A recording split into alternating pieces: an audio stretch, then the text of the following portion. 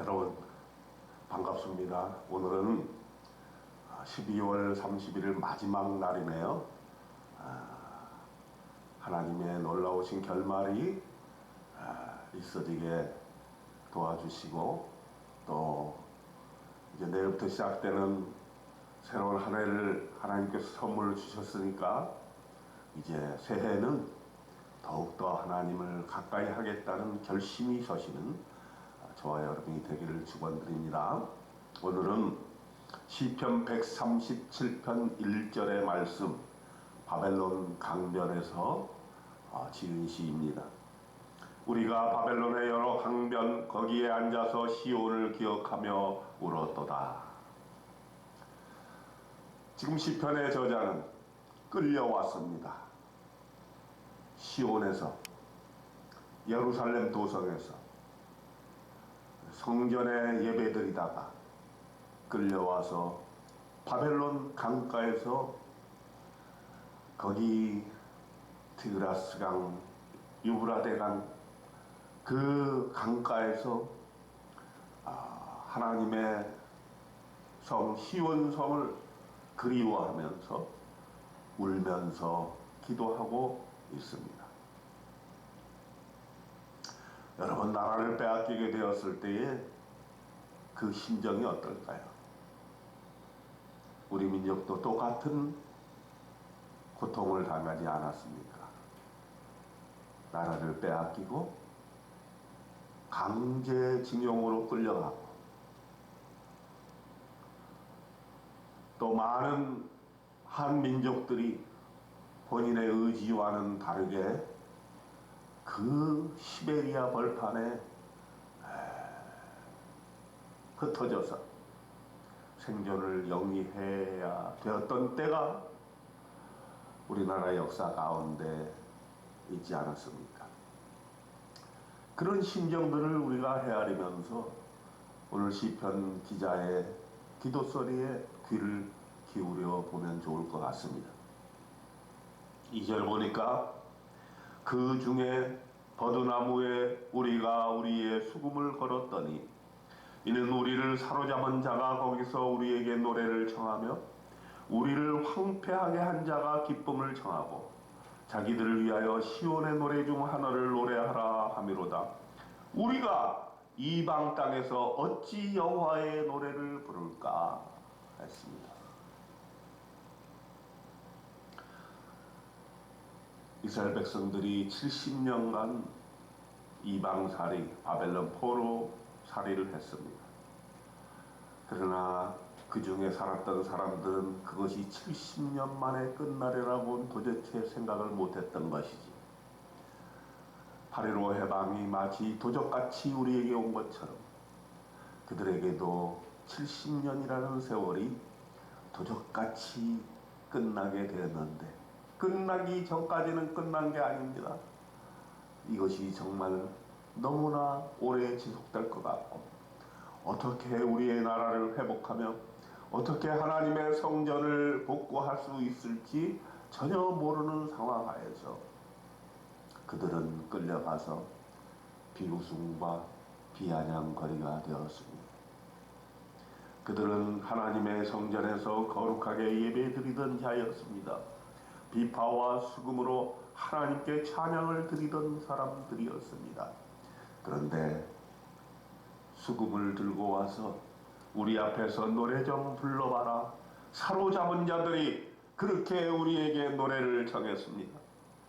우리를 황폐하게 한 자들이 기쁨을 청하고, 야, 그렇게 인상 쓰지 말고 내 앞에서 노래 좀 불러봐.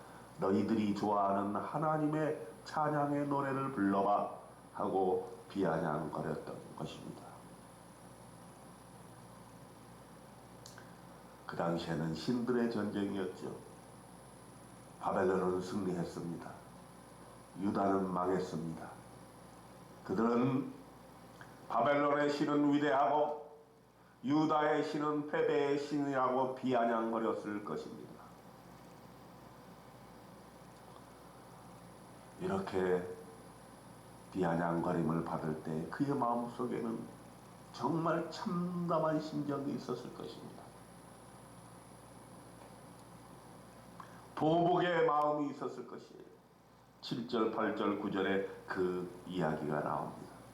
여호와여, 예루살렘의 멸망하는 날을 기억하시고 에돔 자손을 치소서. 그들의 말이 헐어버리라 헐어버리라 그 기초까지 헐어버리라 하였나이다. 예루살렘이 멸망하는 날 많은 사람들이 죽임을 당하고 피 비린내나는 그러한 성터에서 많은 사람들이 포승줄에 묶여서 끌려가고 있을 때에 이웃나라 에돔은 좋다고 박수를 쳤습니다. 그리고서는 저주를 내렸습니다. 헐어버리라 헐어버리라 예루살렘 성전을 헐어버리라 그 기초까지 헐어버려서 다시는 회복되지 못하게 하라고 에돔 사람들이 비아냥거렸던 것을 기억합니다. 하나님 그들을 가만두실 겁니까? 그 마음에 얼마나 원수 갚고 싶은 마음, 보복의 마음이 있었을까요? 저자는 또한 바벨론에 대한 보복의 심정을 얘기합니다. 멸망할 딸 바벨론아, 네가 우리에게 행한 대로 네게 갚는 자가 복이 있으리로다. 네 어린 것들을 바위에 메어치는 자는 복이 있으리로다. 얼마나 참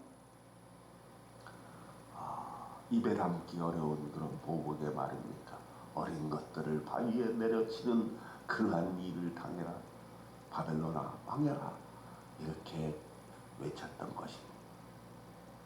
그렇게 말을 했을까요? 못했죠. 마음속에만 그 보복의 말을 외쳤을 것이고 오직 하나님과 조용하고 기다릴 때만 아마 그들은 이 얘기를 했었을 것입니다. 그러면서 그들은 결코 시온을 잊지 않으리라는 고백을 합니다. 5절과 6절에 나옵니다. 예루살렘아, 내가 너를 잊을진대 내 오른손이 그의 재주를 잊을지로다. 내가 예루살렘을 기억하지 아니하거나 내가 가장 즐거워하는 것보다 더 즐거워하지 아니할진대 내 혀가 내 입천장에 붙을지로다. 내가 만일 예루살렘을 잊는다면, 내가 만일 시온을 잊는다면, 내가 만일 하나님을 잊어버린다면 내 혀가 내 입천장에 붙는 그런 일이 일어날 것이다. 그의 마음속에 이러한 결단이 있어지게 되는 것입니다.